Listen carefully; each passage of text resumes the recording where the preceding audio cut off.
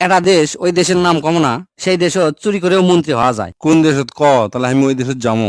যাসনি, পরে আগে কাহিনীটা শুন। এক লোক ম্যান হোলের ঢাকনা চুরি করে ধরা পড়ছে। তারপর কোর্ট কাছারি করে প্রমাণিত হচ্ছে যে উনি চুরি করছে।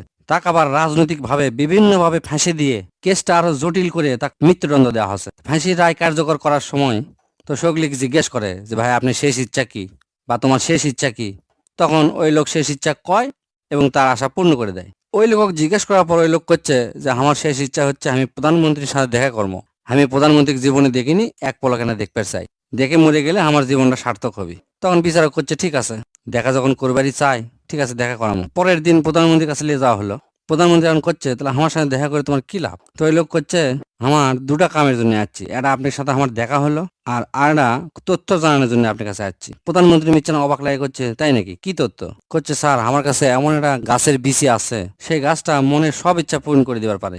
গাছটা রোপণ করার পরে এই গাছের নিচে দাঁড়িয়ে যাই যা কবি সে আশা পূর্ণ হয়ে যাবে। বন্দুকের গুলি মিস হবি, কিন্তু গাছের নিচে যা ঠিক মতো চাওয়ার পরে সেটা পাবি না, ইনকা কোনোদিন হয়নি। প্রধানমন্ত্রী শোনার পরে না অবাক লাগে গেল, তাই নাকি, এটা খুবই একটা ভালো জিনিস। তো তা তোমার এই বীজটা নিয়ে আসতে কয়দিন সময় লাগবে? তো ওই আসামি করছে 10 থেকে 12 দিন। 10-12 দিন পর তাকে আবার হাজির করা হলো। তারপর প্রধানমন্ত্রী করছে যে আমাদের সামনে যে বাগানটা আছে এই বাগানে যা তুমি গাছটা রোপণ করো। তখন ওই চোর প্রধানমন্ত্রী করছে স্যার আমি রোপণ করলে তো হবি না, এটা এমন এক লোকে রোপণ করা লাগবে যে লোক জীবনে কোনোদিন একটা কিছু চুরি করেনি, সারা জীবন সৎভাবে কাটাছে, কোনো মিথ্যা কথা কয়নি, সেরকম একটা লোক রোপণ করা লাগবে। তাহলে এই গাছ বড় হওয়ার পরে যা আশা করবেন, যা মনে আশা ব্যক্ত করবেন সব পূর্ণ হয়ে যাবে। কিন্তু কোন চোর যদি রোপণ করে তাহলে এই গাছের কার্যকারিতা আর থাকবে না। এই কথা শুনে প্রধানমন্ত্রী মেলাগুলো এমপি করলো, আপনাদের মধ্যে কে চুরি করেনি তাই আসেন, আসে এই গাছটা রোপণ করেন।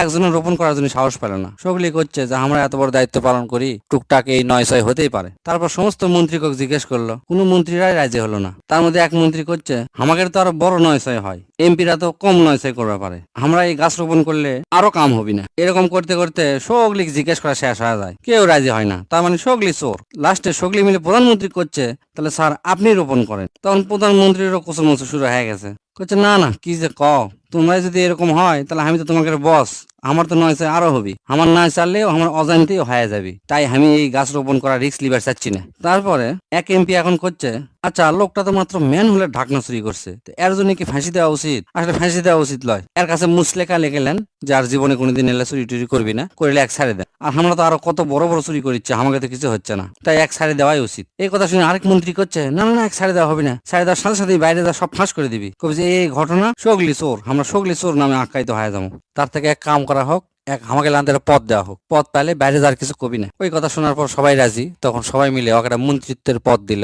মন্ত্রিত্ব পায় তুই মহা খুশি। এভাবেই আস্তে আস্তে সব চোর এক জায়গাত হয়ে দেশটা চালানো শুরু করে দিল। এখন তুই সকলে কেন কমেন্ট করে কভার ক, তারপর থেকে এই দেশটা কত ভালো চলবি এবং উন্নতি করবি।